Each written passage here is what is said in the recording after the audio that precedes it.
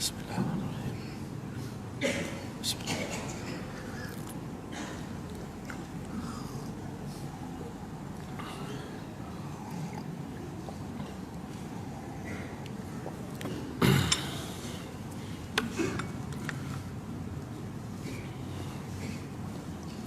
Assalamualaikum warahmatullahi wabarakatuh. Innal hamdalillah nahmaduhu wa nasta'inuhu wa nastahdihi wa nastaghfiruh wa natubu ilayhi wa natawakkalu alayhi wa na'udzu billahi min shururi anfusina wa sayyiati a'malina. Man yahdihillahu fala mudilla lahu wa man yudlil fala hadiya lahu. Allahumma salli wa sallim wa barik ala Muhammad wa ala ali Muhammad kama sallaita wa sallamta wa barakta ala Ibrahim wa ala ali Ibrahim fil alamin innaka Hamidum Majid. Amma ba'd. Dikasihi Tuan Pengurusi pada malam ini, ahli jawatan kuasa masjid, tuan-tuan imam, para alim ulama, ustaz-ustaz, ustazah-ustazah, ibu bapa, cikgu-cikgu, anak-anak yang dirahmati dan dikasihi Allah sekalian. Alhamdulillah, bersyukur kita kepada Allah SWT kerana pada malam ni Allah takdirkan pertemuan kita untuk sama-sama dalam satu sesi ilmu yang mudah-mudahan kita digolongkan dalam hadis Nabi sallallahu alaihi wasallam, majtama'a qaumun fi baitin buyutillah yatluna kitaballah wa yatadarasuna bainahum illa nazalat alaihimur rahmah wa ghashiyatuhumus sakinah wa haffathumul malaika wa zakarahumullahu fi man 'indah.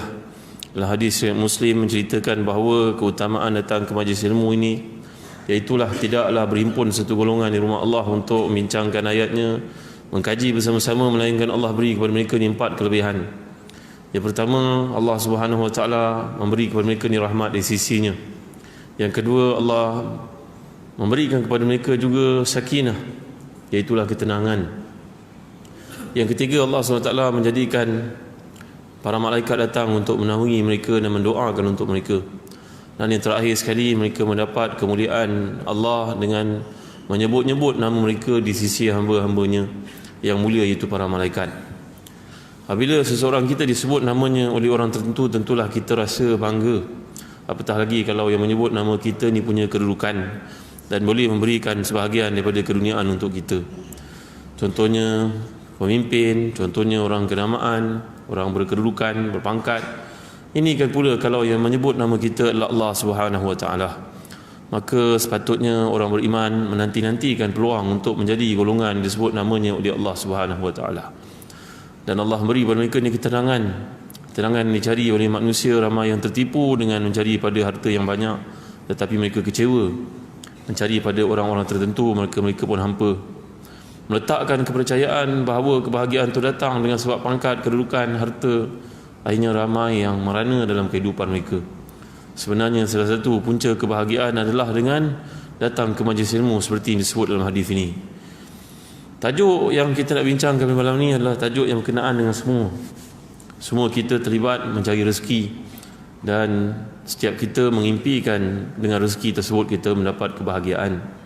Kalau kita tanya kepada orang kaya, kenapa anda berusaha sedemikian rupa hingga menjadi kaya? Jawapannya untuk mendapat dengan kekayaan ini kebahagiaan. Senang nak buat umrah sebagai contohnya, senang nak buat rumah, nak pakai kereta yang hebat.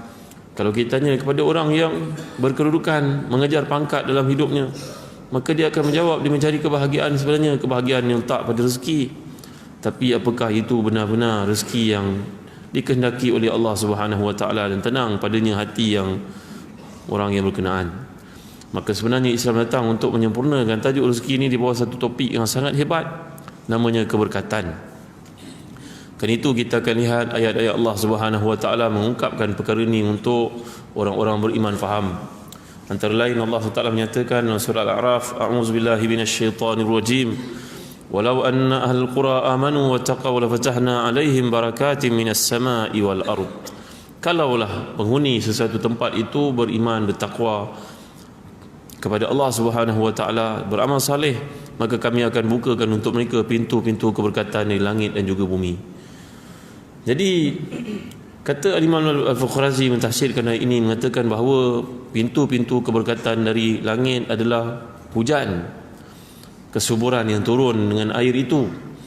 dan dicurahkan ke bumi, maka tumbuhlah padanya pokok-pokok, ternakan yang menjadi. Dan di samping itu kata Imam Al-Faqurazi, iaitulah husul al-amni was-salamah. Turunnya hujan itu mendatangkan keamanan, keselamatan kepada sekalian manusia yang ada. Kalaulah hujan yang turun itu kita lihat merosakkan, maka tentulah ia tidak secocok dengan firman Allah Subhanahu Wa Taala di sini, keberkatan yang datang. Kita melihat dalam YouTube sebagai contohnya baru-baru ini bagaimana hujan turun di daerah-daerah terpencil di Jordan, di Mekah, di Madinah, turun yang begitu lebat sehingga menghanyutkan kereta sebagai contoh. Kerana itu bila datang seorang orang Arab Badui ini datang bertemu dengan Nabi SAW, menceritakan tentang kedaifan yang berlaku akibat kemarau, maka Nabi lantas berdoa untuknya agar diturunkan hujan. Ya, Allahumma asqi ghaithan, Allah turunkan hujan yang memuaskan, yang aman ghaira dharin. Turunlah hujan ke muka bumi ini Allah. Maka dalam sekelip mata hujan pun turun dengan begitu lebat sekali, hingga Arab ni pun datang menjumpa Rasulullah. Sekali lagi Rasulullah, habis pula segala ternakan, hujan lebat sangat. Maka Nabi berdoa pula dengan doa yang kedua, Allahumma hawalaina la alaina, Allahumma alal akam wa zirab wa butunil awdiyah. Ya Allah, janganlah lebat sangat sampai mudarat kepada kabilah Arab Badui ini. Untanya mati, pokok-pokoknya mati, lebat sangat, tenggelam habis semua. Ya Allah, alihkanlah hujan ini, dah lebat sangat. Empangan mereka pun dah penuh, tempat simpanan air mereka pun dah penuh. Ya, maka kita minta kepada Allah, kata Imam Al-Faqurazi berpandu ayat ini, hujan yang turun datangkan kebaikan, keberkatan, kesuburan. Maka ini yang dimaksudkan dengan barakati minas sama'i wal ard, keberkatan daripada langit dan juga bumi. Bila kita baca kisah-kisah para sahabat, kita akan melihat mereka ni merupakan ashabul barakat. Mereka ni merupakan golongan yang Allah beri keberkatan dalam hidup mereka, ridwanullahi alaihim ajma'in. Sebagai contohnya, ada seorang Arab Badui datang bertemu dengan Nabi SAW. Maka Nabi mentaklifkan kepadanya untuk membeli seekor kambing. Beri kepadanya sedinar, belilah seekor kambing. Dia pergi ke pasar, dia pandai bernegosiasi dengan penjual kambing. Dia belinya 2 ekor. 2 ekor kambing dibelinya dengan sedinar tersebut. Biasanya sedinar cukup untuk beli seekor, tapi si fulan ini berjaya membeli 2 ekor. Dalam perjalanan pulang dia menjual seekor. Kini di tangannya ada seekor kambing dan 1 dinar. Ya, begitu cerdiknya Arab ini datang bertemu dengan Nabi SAW, lalu berkata, wahai Rasulullah, Rasulullah menyuruh saya beli seekor kambing dengan 1 dinar. Sekarang saya pulangkan seekor kambing dan 1 dinar pun sama-sama dengannya.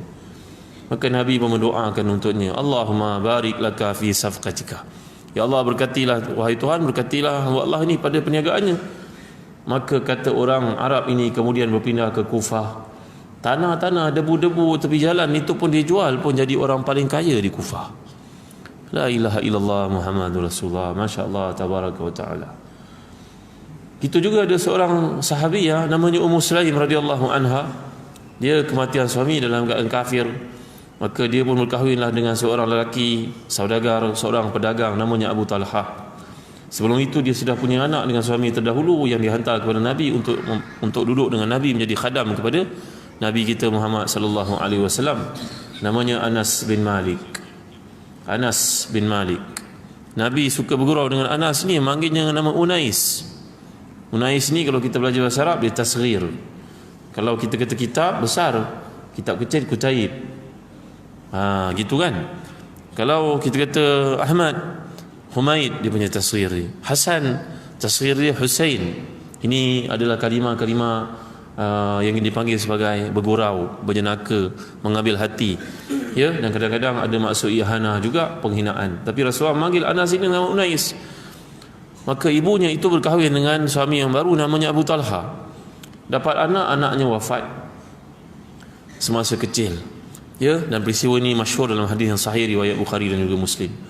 Bahawa budaknya selalu sakit, tapi suaminya terpaksa juga pergi bekerja. Adik kepada Unais daripada bapa yang berbeza ini. Maka pada satu hari budak ni menjadi teruk sakitnya, lalu dia pun wafat. Ayahnya tidak ada di rumah. Ayahnya pergi berdagang.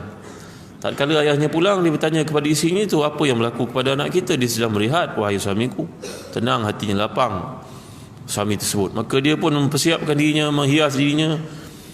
Lalu mereka pun bersama pada malam itu menuju ke hujung pagi, menuju ke waktu subuh. Maka dia berkata pada suaminya, wahai suamiku, kalaulah seseorang meminjamkan kepada kita satu barangan, kemudian tiba waktu untuk dia ambil balik, apakah yang boleh kita lakukan? Boleh tak kita halang dia? Jawapan suaminya, tidak boleh. Tidak boleh kita menghalangnya. Maka jawapan isteri kepadanya, ketahuilah wahai suamiku, sebenarnya anak yang diberikan Allah kepada kita adalah pinjaman daripadanya, dan dia sudah pun diambil kembali oleh Allah. Allah, terkejutlah suami ini, Abu Talha. Subuh itu dia mendatangi Rasulullah dan menceritakan perkara yang berlaku, bahawa isterinya menyembunyikan kematian anak itu, sehingga ditanya, di akhir barulah diberitahu dia sudah wafat, dikebumikan. Maka Nabi SAW telah pun bertanya kepadanya, arrastumul lailah, apakah engkau telah bersama-sama dengan isimu pada malam tadi? Jawapannya, ya wahai Rasulullah. Maka Rasulullah mendoakan, barakallahu lakuma, barakallahu fikuma, barakallahu alaikuma. Nabi mendoakan untuk mereka pada malam, iaitulah sebelum subuh ni tadi, mereka telah bersama, dan akhirnya isinya pun mengandung, baru datang kepada Rasulullah. Rasul mendoakan anak itu, mentahnikkannya dan menamakannya sebagai Abdullah. Ya, berkat Nabi telah mendoakan untuknya dalam peristiwa tersebut. Bahkan dalam kitab Hayat Sahabah mengatakan bahawa akhirnya Abdullah ini mempunyai 9 orang anak, dan anak-anaknya semuanya menjadi qura, menjadi hufaz, menjadi golongan yang memahami Al-Quran, ulama, fuqaha, berkat doa Nabi SAW tadi. Ya, tadi kita bercerita sikit tentang Anas bin Malik radhiyallahu anhu wa ardah. Inilah sahabat yang sangat berkat hidupnya, kerana dari kecil beliau bermain-main di rumah Rasulullah bersama teman-temannya, walaupun ibunya menghantar dia untuk menjadi pembantu Rasulullah. Tapi Anas, biasalah anak-anak, tak kala Nabi menyuruhnya untuk keluar mendapatkan sesuatu, dia pun hilang. Nabi mencarinya, menunggu macam mana anak kita juga. Ya, kita suruh dia buat, dia tak buat. Kena suruh tanpa henti, tuan-tuan. Kerana itu kita belajar, bila Allah menjelaskan kepada kita tentang pendidikan anak-anak dalam Quran, Allah menyebut wa kana ya'muru ahlahu. Di sini menunjukkan kepada daimumah, istimrariyah, berterusan, tidak berhenti. Maka apa yang berlaku? Maka Nabi mencari Anas ini, hilang dia. Nabi pun keluar mendapatkannya, melihat atas wasiat ibunya supaya menjaga, mendidik, membimbingnya. Anas ni rupa-rupanya dia keluar dari rumah, dia main dengan kawan-kawannya. Lupa tanggungjawab yang Nabi berikan kepadanya itu. Nabi pun pegang belakang telinga Anas ni, berkata, wahai anak yang ada 2 telinga, mana barang yang aku suruh beli tadi? Wahai Rasulullah, saya terlupa, baik-baik saya pergi sekarang. Radhiyallahu anhu wa ardah. Jadi Anas ini dari kecil melihat Rasulullah di rumah, membawa air untuk Rasulullah, memenuhi hajat Rasulullah, melihat kehidupan Rasulullah. Walaupun Rasulullah ni serba sederhana, tidurnya di atas pelepah tamar, nanti bangkitnya bervirat-virat badannya selepas kailulah itu. Maka Anas bin Malik ini meminta kepada ibunya supaya minta kepada Nabi agar mendoakan dia menjadi kaya. Wahai ibuku, doa, minta kepada Rasulullah agar mendoakan supaya saya menjadi kaya. Kalau saya jadi kaya, nanti saya boleh bela Islam, boleh bela Islam, boleh bantu Islam, boleh menyumbang untuk Islam. Masya Allah, anak ini dari kecil dia ada the magic of thinking big, fikir besar, dream big, fikir besar. Ya, dia nak menyumbang, beri apa sumbangan kepada Islam, peranannya untuk Islam.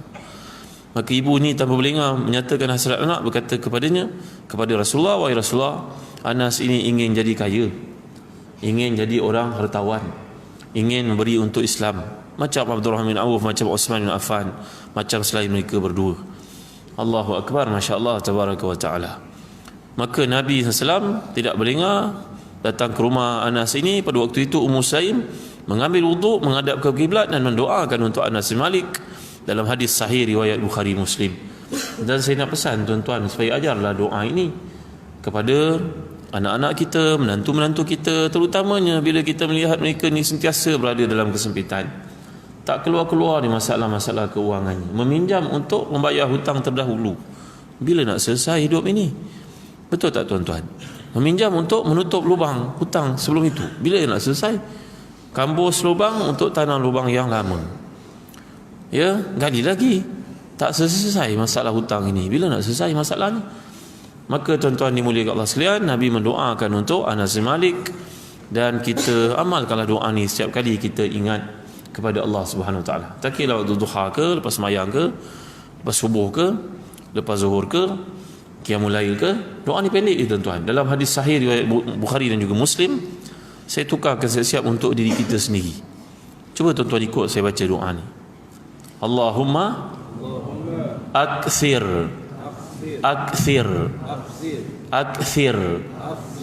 mali wa waladi wa wassi'li fi dari wa barik li fima a'taytani. Allahumma akthir mali wa waladi wa wassi'li fi dari wa barik li fima a'taytani. Maksudnya, ya Allah, perbanyakkan untukku hartaku dan keturunanku, luaskan aku pada rumahku, berkatilah aku pada semua pemberianmu kepadaku. Natijah daripada doa Nabi untuk Anas ini yang asalnya Allahumma akthir malahu wa waladahu wa wasi' lahu fi darihi wa barik lahu fima ataitahu, ya, maka Anas menjadi sahabat Nabi yang paling panjang umurnya, antara yang paling panjang umurnya. Kata Ibnu Hajar, ada setengah riwayat mengatakan umurnya 150 tahun. Ada riwayat lain yang mengatakan umurnya 250 tahun. Tapi riwayat yang paling tepat mengikut tarjihnya itu 100 tahun. Dan Anas bin Malik memiliki anak-anak keturunan sehingga berhimpun lebih pada 100 orang. Ya, keberkatan dalam hidupnya. Bahkan ketika dia membeli tanah-tanah kontang di Madinah itu yang tidak ada orang berani untuk membelinya, dia membeli dan menanam padanya pokok kurma menjadi pokok kurmanya. Ya, dan pokok kurmanya bila menghasilkan buah, buahnya super grade A++. Sehingga di pasar Madinah kurmanya, kalau dijual, kurmanya yang paling laku. Menjelang kalau kita ibaratnya buka pasar pukul 8 pagi, pukul 9 dah habis. Orang datang lepas pukul 9 akan kerugian kerana tak dapat beli kurma. Anas bin Malik radhiyallahu anhu wa ardah. Dan setengah riwayat mengatakan bahawa kurmanya mempunyai bau harum pula. La ilaha illallah Muhammadur Rasulullah, masya-Allah tabaraka wa taala. Ya, Anas bin Malik seorang sahibul karamat yang Allah beri kepadanya keberkatan, Allah beri kepadanya karamah kerana berkat doa Nabi sallallahu alaihi wasallam untuk beliau. Ya, jadi sebenarnya mencerita tentang keberkatan ni satu topik penting untuk kita faham. Kerana itu mereka mengatakan bahawa Al-Isfahani sebagai contohnya mengatakan barakah ini salah satu istiqaqnya datang dari perkataan birkah. Birkah ni menandakan ia satu kolam yang penuh dengan air. Tasik umpamanya, kalau dicedok airnya berapa liter, berapa ribu liter pun tidak akan mendap. Maka demikianlah dalam hidup, keberkatan itu satu benda yang tidak akan kurang, satu benda tidak akan hilang. Ya, maka apakah sebab-sebab seorang mendapat keberkatan dalam hidup yang kita cerita mencari rezeki ni sebagai contoh. Baik, para ulama membuat kajian berpandu kepada ayat Quran dan hadis-hadis yang banyak menunjukkan bahawa keberkatan datang nombor satu sekali dengan sebab takwa Allah, bertakwa kepada Allah Subhanahu wa taala. Ya, kan itu Allah menjelaskan dalam ayat yang semua orang tahu, ayat 1000 dinar, wa may yattaqillaha yaj'al lahu makhraja wa yarzuqhu min haitsu la yahtasib wa may yatawakkal 'ala Allahi fa huwa hasbuh innallaha balighu amri qad ja'ala Allahu likulli syai'in qadra. Ramai orang menggantung ayat ini, tapi apakah dia faham? Ini soalannya. Ya, takwa kepada Allah Taala yang menjadi tuntutan dalam ayat ini. Kalau ada setengah-setengah negeri digantungnya gambar orang tertentu dan tanya kepada orang ini, kenapa gantung gambar fulan bin fulan? Dia jawab, gantung gambar ni berkat ustaz. La ilaha illallah Muhammad Rasulullah. Ada pula golongan tertentu meletakkan wafaq. Wafaq tu wafaq. Wafaq ni huruf-huruf Arab dicantumkan, digantung dengan harapan ia melariskan perniagaan mereka. La ilaha illallah Muhammad Rasulullah. Ya, kita bimbang yang merupakan satu benda syirik kepada Allah SWT. Sebenarnya ini kehendaki daripada ayat 1000 dinar ini beramal dengannya. Siapa yang bertakwa kepada Allah, maka Allah akan beri kepadanya jalan keluar. Disebut dalam tafsir Ibn Katsir cerita tentang dua orang bersahabat. Seorang nak berniaga, nak pinjam duit sahabatnya yang kaya. Berkata kepadanya, fulan, boleh tak aku pinjam duit kau fulan? Aku nak berniaga lah fulan. Maka orang kaya ni berkata kepadanya, boleh. Siapakah yang nak jadi saksi, garantor? Jawapannya Allah. Siapakah yang nak menjadi penjamin? Allah. Siapa nak jadi saksi? Allah. Baik fulan, aku yakin dengan kau, aku berkawan lama dengan kau, ambillah wang ini, ke mana kau nak berniaga, nanti tiba waktu masanya kau pulang kembali. Maka orang tu pun mengambil harta tersebut, pergilah berniaga tempat yang jauh. Dalam hadis itu memberikan gambaran. Hadis ini riwayat Bukhari dan juga Muslim. Maka dia mau pergilah ke seberang jauh, kena naik kapal. Tiba waktu dia nak pulangkan wang tersebut, dia berniaga, sudah jadi perniagaannya, dia pun nak pulangkan wang tersebut. Dan dia pun berkata kepada Tuhan, ya Allah, ya Tuhan, dulu ketika aku pinjam wang ini, aku telah mengatakan kau sebagai penjaminnya, maka aku tidak ada peluang untuk kembali ke tanah asalku untuk pulangkan wang ini. Sampaikanlah kepada fulan bin fulan kawanku, ya Allah. Kawan yang berada di seberang ini menanti waktu tiba, tempoh matang untuk bayar hutang itu, dia pun menanti di tepi laut dengan anggapan kawannya pulang naik kapal bawa harta bayar kepadanya. Tunggu tidak muncul, hari yang dijanjikan hampir berakhir. Maka dia berkata, daripada aku duduk begini tak ada apa nak buat, aku kutiplah kayu yang hanyut di laut ini. Moga aku boleh keringkan, nanti aku boleh jadikan bahan bakaran untuk keperluan ke rumah. Ambillah dia kayu ranting yang hanyut daripada laut itu, bawa pulang ke rumahnya. Dia pun mengapaknya, menjadikannya dalam bilangan yang lebih kecil. Tiba-tiba jumpa sebuah botol, dalamnya ada wang yang dipinjamkan kepada sahabat dengan satu nota betul di situ. Wahai sahabatku, ingat ketika aku minjam daripada-mu dulu, aku telah menjadikan Allah sebagai penjamin dan Allah sebagai saksi. Sekarang saksikanlah, Allah akan pulangkan bahagian ini untukmu, moga-moga engkau mendapatnya. Subhanallah, Masya Allah, tabaraka wa ta'ala. Kisah macam kisah dongengan, tetapi la yamna'u fadlullah an khalqillah, zalika fadlullah yu'tihi man yasha, wallahu wasi'un alim. Inilah kelebihan yang Allah berikan kepada orang bertakwa. Ya, ini perspektif orang bertakwa. Allah akan beri kepadanya apa yang tidak diberi kepada orang-orang lain. Cerita ini dimuatkan dalam tafsir Ibn Kathir ketika membahaskan ayat 1000 dinar yang orang Melayu percaya menggantungannya menjemput rezeki, padahal mengamalkannya. Kadang-kadang kita bimbang orang berniaga ni tidak jujur dalam perniagaannya. Ya, bila Rasulullah pergi ke pasar Madinah, maka Nabi mencelupkan tangan baginda yang mulia ke dalam tepung dan melihat di bawahnya ada kesan basahan. Basah. Kenapa basah? Kerana dengan basah itu dia boleh menjual dengan air, harganya lebih mahal. Maknanya ada unsur penipuan di situ. Maka Nabi pun menyatakan, man ghashana falaysa minna. Siapa yang menipu kami bukan dari kalangan umat Islam. Ya, coba tanya pada peniaga-peniaga ikan di pasar, apakah perlu masukkan sotong ke dalam air? Kenapa perlu direndamkan? Apakah jawapan mereka? Mereka mengatakan asalnya Ustaz, kita letak dalam ais supaya sotong ni tahan lama.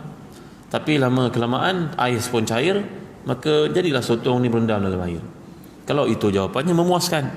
Tapi kalau letak sengaja supaya sotong ini menjadi berat dan dia mendapat keuntungan berlipat ganda, kita bimbang ia haram. Ya, maka tuan-tuan yang dimuliakan Allah sekalian, berbagai-bagai bentuk penipuan boleh berlaku pada hari ini. Ya, orang menipu di sana, menipu di sini dengan harapan dia memperolehi keuntungan lebih. Sebenarnya dia telah mengusir keberkatan daripada hidupnya kerana ketakwaan sudah tiada daripada dia. Jadi perkara pertama yang utama, yang penting dalam hidup ini bertakwa kepada Allah Subhanahu wa taala, maka Allah akan beri keberkatan dalam hidup seseorang. Ya, yang kedua, kalau kita lihat tuan-tuan, kata para ulama, apakah sebabnya kebaikan ini datang, keberkatan datang dalam hidup seseorang? Seperti yang telah digambarkan tadi, doa. Ya, keberkatan ini datang pada doa, dan banyak hadis yang menceritakan tentang doa Nabi untuk para sahabat.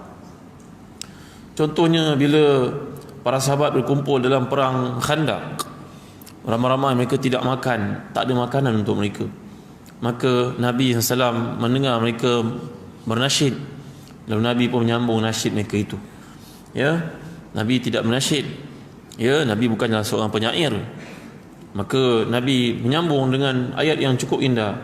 Allahumma la khaira illa khairal akhirah, fabarikillahumma fil ansari wal muhajirah. Wahai Tuhan, tiadalah kebaikan melainkan kebaikan akhirat, maka berkatilah orang Ansar dan juga orang Muhajirin. Doa Nabi SAW. Ya, itu juga ada seorang sahabat bernama Jarir bin Abdullah Al-Bajali radhiyallahu anhu. Sahabat ini datang daripada semenanjung tanah Arab di selatan Mekah. Merupakan seorang yang handsome, segak, tegap badannya, tinggi orangnya. Ya, mempunyai pengikut yang ramai. Seorang yang sangat jujur, seorang yang sangat amanah. Sebelum Islam lagi, seorang yang terpamer padanya akhlak yang indah. Sehingga Nabi pernah berkata kepadanya, wahai Jarir, ma wusifa li rajulun qattu illa wa ra'aituhu duna ma wusifa bihi illa anta. Wahai Jarir, aku tidak pernah mendengar cerita tentang seseorang melainkan bila aku berjumpa dengannya, aku dapati kurang daripada yang didescribekan. Karena ini kalau kita jumpa orang bercerita tentang seseorang, kita berjumpa dengan orang tersebut tidaklah sehebat yang digambarkan. Biasanya gitu. Orang cerita dia hebat, kita jumpa memang hebat, tapi tidaklah hebat sepenuhnya seperti yang digambarkan. Berlawanan dengan Jarir ini, Nabi bersabda, tidak pernah aku mendengar orang menceritakan tentang seorang, aku berjumpa dengan orang itu, aku dapati ia lebih daripada yang orang ceritakan itu, engkaulah orangnya wahai Jarir bin Abdullah Al-Bajali radhiyallahu anhu. Sehingga orangnya tegap, mulia keturunannya, seorang yang dihormati, disayangi oleh kaumnya. Apabila dia masuk Islam, semua orang ikut masuk Islam bersama dengannya, kerana akhlaknya yang sangat hebat. Jarir ini bila Nabi SAW mendengar dia masuk Islam, Nabi telah pun berkata kepadanya, may yurihuni min zil khalasah, siapa yang boleh bantu aku untuk menghancurkan patung Zil Khalasah. Zil Khalasah ni satu Kaabah bagi orang Yaman, patung berhala. Siapa yang boleh menghapuskan, menghancurkan, merobohkan patung Zil Khalasah ini? Maka Jarir berkata, wahai Rasulullah, dia duduk dalam kaumku, wahai Rasulullah, izinkan saya dan juga kaum saya pergi merobohkannya, wahai Rasulullah sallallahu alaihi wasallam. Ya, maka Jarir ini nak menaiki kuda, tetapi kerana ketinggiannya yang luar biasa itu, dia tidak boleh la yasbut al-khail, dia tidak boleh duduk tetap di atas kuda kerana dia terlalu tinggi. Orang bila terlalu tinggi, dia ada kesan-kesan yang tersendiri, ya? Maka naik kuda ni dia melayang-layang, tak boleh tetap seperti orang biasa, ya. Maka Nabi SAW pun melihat beliau bersungguh-sungguh untuk menjalankan misi itu. Nabi panggil dekat dengannya, Nabi pun tepuk dadanya dan berdoa, Allahumma thabbithu waj'alhu hadiyan mahdiyah, Allahumma thabbithu waj'alhu hadiyan mahdiyah. Ya Allah, tetapkanlah orang ini di atas kudanya dan jadikan dia pembawa hidayah dan tempat turunnya hidayah. Hebatnya doa ni tuan-tuan. Allahumma thabbithu waj'alhu hadiyan mahdiyah. Ya Allah, jadikan dia pembawa hidayah dan sebab turun hidayah kepada orang Allah manusia ini. Jarir ini tuan-tuan, kata Umar Khattab radhiyallahu anhu, aku pernah dengar Rasulullah bersabda bahawa kalau seseorang di kalangan kamu nak melihat rupa Nabi Yusuf, macam ni lah rupanya Jarir ini. Handsome orangnya, segak orangnya. Kalau dia berada di satu tempat, maka semua mata akan terpaku padanya. Maka Jarir pun menaiki kuda. Mulai hari itu dia tidak pernah goyang sedikit pun. Kan? Kalau kita ada anak belajarnya tak fokus, para ulama menggalakkan untuk baca doa ini. Tuan-tuan tahu ke? Tak tahu. Kalau kita ni ada anak kita ni jenis orang yang lalai, suka buat benda-benda yang tak ada faedah, mungkin kita kena doakan dengan doa ini sebagai satu ikhtiar. Cuba tuan-tuan baca doa ni. Allahumma thabbithu waj'alhu hadiyan mahdiyah. Kalau perempuan, Allahumma thabbitha waj'alha hadiyatan mahdiyatan. Kalau anak kita ramai-ramai, Allahumma thabbithum waj'alhum hudatan muhtadina. Ya, jamak kepada hadian hudatan. Ya, mahdiyan jamaknya mahdiyin. Allahumma thabbithum waj'alhum hudatan muhtadin. Ya, ataupun mahdiyin, muhtadin ataupun mahdiyin. Berilah hidayah kepada mereka. Maka si Jarir ini pun memimpin kaumnya untuk merobohkan patung Zil Khalasah di Yaman. Maka bila mereka masuk ke Yaman, lembutnya hati penduduk Yaman. Mereka mengetahui kebenaran, mereka membiarkan patung tersebut dijatuhkan, tersembam ke bumi, pecah hancur. Maka mereka pun pulang berjumpa dengan Rasulullah. Maka Rasulullah mendoakan untuk kumpulan yang telah menjalankan tanggungjawab ini sebanyak 5 kali keberkatan.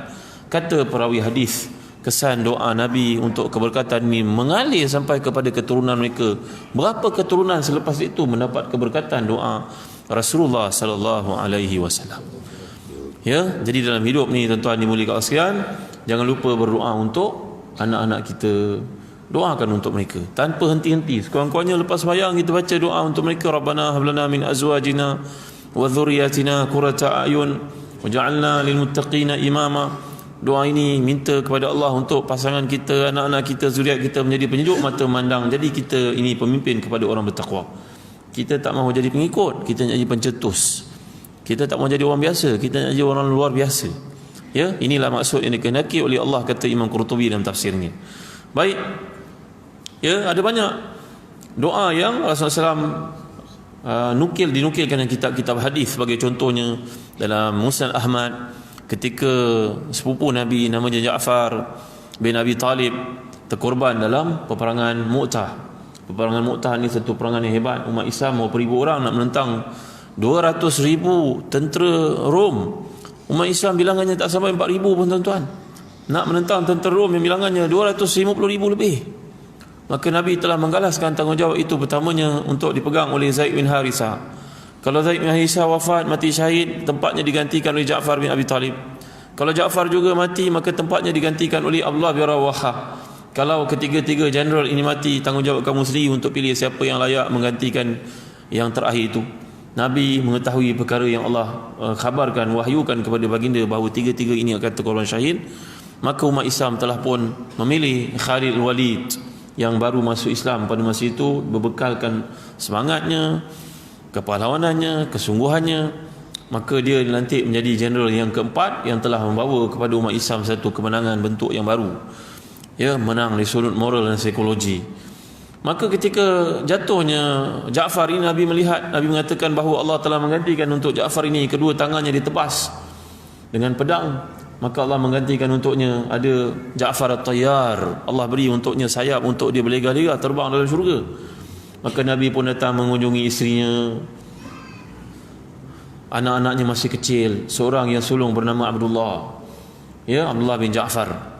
Nabi Musa kepala anak yatim ini. Tuan-tuan, kita dalam hidup ni kalau nak lembutkan hati, pesan para ulama berpanduan kepada hadis, idza aradta talin qalbika famsa bi yadika ra'sa kulli yatimin. Kalau kamu ni hati kamu keras, ziarahlah anak-anak yatim. Kalau dapat jaga anak yatim dengan bawa rumah anak yatim, lebih hebat. Kalau tak boleh nak jaga anak yatim, rajin-rajinlah menginfakkan untuk rumah anak yatim, kerana Nabi telah menunjukkan hadis, ana wa kafil aitam kahataini, aku dengan penjaga anak yatim seperti ini, tunjuk Nabi SAW, iaitu rapatnya kedudukan di akhirat nanti untuk orang yang menjaga anak yatim, mengambil erat hal anak yatim. Maka Nabi memegang kepala Abdullah ini, budak muda ni usianya 12 tahun, 10 tahun, 11 tahun, 12 tahun, riwayat berbeza. Pegang kepalanya dan berkata kepadanya, wahai anak aku, ya, engkau anak aku juga, anak saudara sepupu. Wahai anakku, ayahmu telah tiada, maka ambillah tanggungjawab menjaga adik-adikmu itu. Aku peruntukkan untuk kau satu tempat di masjid ini, berniagalah engkau kat sini. Maka Nabi sering datang ke kedai itu, ke boothnya itu. Nabi mendoakan, Allahumma barik lahu fi safqatihi, ya Allah berkatilah anak ini kepada perniagaan yang diusahakan oleh. Ya, kita tuan-tuan, era baru ni kena galakkan anak-anak orang Islam ni berniaga, tuan-tuan. Ya, kalau boleh yang keluar universiti ni, bagi pada mereka ni ruang untuk berniaga. Macam masjid kita besar seperti ni kan, kita boleh mungkin buat bus-bus kecil, adakan aktiviti-aktiviti perniagaan. Kerana perniagaan ni sebahagian daripada kehidupan. Dalam hadis mengatakan bahawa ia 9/10 daripada kejayaan kehidupan. Panggil tokoh-tokoh yang layak untuk mengajar, bagi pada ilmu. Kerana ilmu ni tak perlu belajar, ilmu ni kena buat, tuan-tuan. Kalau kita pergi ke Kuala Lumpur, ke Putrajaya waktu cuti seperti ni, PJ, Old Town contohnya, kita lihat anak-anak orang bukan Islam, orang Cina khususnya berniaga. Daripada kecil telah dibangunkan semangat tersebut. Berniaga barang-barang second hand. Kalau kat negara-negara barat kita tengok ada car boot sale. Tapi kat negara kita, orang-orang Cina sangat cenderung kepada budaya seperti ini. Ya, maka Nabi memperuntukkan untuk anak-anak sahabat yang mati syahid ni, contohnya Abdullah, duduk di satu sudut untuk berniaga. Dan Nabi berbekal pengalaman Nabi masa kecil-kecil dahulu berniaga, Nabi sebut kepadanya, kamu berniagalah barang kulit. Barang kulit ni diminati orang. Nabi siap anjurkan, kerana prinsip-prinsip asas perniagaan ini telah dikuasai, diketahui oleh Nabi kita sallallahu alaihi wasallam. Ya, pernah satu ketika saya hadir di satu tempat penyembelihan kambing di Banting. Pada waktu itu musim hari raya haji. Maka ramailah orang datang beli kambing musim raya haji, untuk akikah atau untuk kurban. Antara yang beli ini adalah orang-orang Arab yang mungkin bertugas di universiti ataupun di mana-mana tempat profesional. Orang Arab cakap Arab, saya dengar mereka bercakap Arab. Kalau orang Melayu kita, mereka beli kambing daripada orang bukan Islam ni, orang Hindu ini, bawa pulang sembelih sendiri. Saya melihat dengan mata kepala saya sendiri, tuan-tuan, kerana Allah saya cerita. Saya lihat ramai orang Arab beli kambing, disuruhnya orang Hindu itu sembelih. La ilaha illallah Muhammad Rasulullah. Lalu saya berkata kepadanya, iyaka ya syekh, ya akhi, haza laisa bi muslim. Ini bukan orang Islam, kenapa pula kamu suruh dia sembelih? Oh, dia kata tak apa, ini kitabi. Kitabi apa benda? Ahlul kitab apa? Ini orang Hindu. La ilaha illallah Muhammad Rasulullah. Berapa orang di kalangan mereka? Hanya saya pun memperbaikkan sangka saya, mengatakan agaknya golongan Syiah ini. Ya, la ilaha illallah Muhammadur Rasulullah. Alangkah malang bagi umat Islam tidak melihara kambing, sedangkan menjaga kambing ni satu sunnah kenabian yang Nabi ambil peluang itu. Disebut dalam hadis sahih, ju'ilati syafaqatu wa rahmatu fi ri'a'il ghanam wa ju'ilat al-ghilzatu wa shiddatu fi ri'a'il ibil. Dan hadis sahih mengatakan bahawa Allah melatih para anbiya-Nya untuk menjaga kambing, kerana menjaga kambing ini mewariskan dalam diri mereka sifat kepimpinan. Kerana orang menjaga kambing, kata Ibn Hajar sekali ni dalam Fathul Bari syarah kepada Sahih Bukhari, bila orang ni nak jaga kambing, dia kena bawa kambing jauh ke tempat yang tak ada orang, makan daripada rumput-rumput, mungkin ada ular, ada binatang bahaya, ada apa semua dia kena hadapi, kena berani. Mungkin kalau Rasulullah SAW itu tiba waktu malam tak sempat nak pulang, hujan turun, masuk dalam gua di Bukit Bukau di Mekah, maka mewariskan, menjadikan sifat kepimpinan luar biasa. Nanti malam ada serigala, maka mereka kena memiliki sifat keberanian. Maka kebanyakan para anbiya dilatih oleh Allah dengan kerja yang simple ini, tetapi sangat berkesan untuk membina ketahanan, kesungguhan, kehebatan di kepimpinan. Contohnya anak Sayyidina Adam AS, Habil menjaga kambing, Nabi Idris menjaga kambing, Nabi Ibrahim menjaga kambing, Nabi Ismail menjaga kambing, Nabi Musa menjaga kambing, Nabi Muhammad SAW menjaga kambing. Ya. Jadi tuan-tuan yang dimuliakan Allah sekalian, kita pada hari ini perlu bangunkan perkara seperti ini sebagai satu fardu kifayah. Saya pernah bercerita pada seorang yang ada harta di Kuala Lumpur, tuan jaga kambing tuan, supaya orang boleh beli. Tengok nanti ramai orang beli. Tuan tak ada kesan apa-apa, ada ladang kelapa sawit ni, beli kambing. Alhamdulillah, dalam masa yang singkat saya melihat kambingnya saja beratus-ratus ekor. Ya, cepat sekali membiak. Dan selepas itu dia memelihara lembu pula. Alhamdulillah, syukur. Ya, apa jua benda yang kita nak usahakan, belajarlah, carilah ilmunya. Tak ada benda yang senang, tak ada benda yang sukar sebenarnya. Maka semua kita kena lalui macam Nabi kita Muhammad SAW. Nabi mendoakan untuk anak ini, Nabi memberinya peluang untuk berniaga supaya independen. Tak mau jadi tangan itu di bawah saja, menanti saja. Ya, seperti yang berlaku kepada sebahagian orang yang asyik menerima zakat dan tak terfikir untuk menjadi pemberi zakat selepas itu. Baik. Ya, dan kita dapat lihat bagaimana Nabi SAW mendoakan untuk seorang sahabat namanya Jabir bin Abdullah radhiyallahu anhu al-Ansari. Jabir ni adalah seorang sahabat yang telah pun mati ayahnya, meninggalkan untuk satu tanggungjawab untuk Jabir ini, adik-adik perempuannya 7 ataupun 9 orang. 7-9 orang adik-adik perempuan, dia seorang lelaki. Maka ayahandanya ketika nak pergi perang Uhud berkata kepadanya, wahai Jabir, kalau ayah mati nak dalam perang ini, engkaulah yang akan menjaga adik-adikmu, wahai anakku, anak lelakiku yang satu-satunya, jagalah adik-adikmu yang lain, ya. Ayah bagi amanah ni pada engkau. Betul tuan-tuan, dalam peperangan itu betul-betul ayahnya mati syahid. Dan wajahnya hancur dikerjakan oleh musuh. Hanya adik perempuannya saja yang mampu membuktikan memanglah ini merupakan Abdullah, bapa kepada Jabir yang mati dalam perang Uhud, mati syahid. Maka si Jabir ini telah pun menggalas tanggungjawab nak jaga adik-adik perempuannya ramai. Bagaimana nak jaga, dia pula miskin. Ya, Jabir ini minta izin kepada Rasulullah, berkata kepada Rasulullah, wahai Rasulullah, nanti saya nak bekerja, bayar hutang-hutang ayah, jaga adik-adik.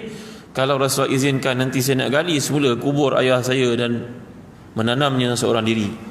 Kerana dalam perang Uhud umat Islam tidak punya banyak kelengkapan, terkorban di kalangan mereka 70 orang, maka mereka terpaksa dikorbankan beramai-ramai dalam satu lahat.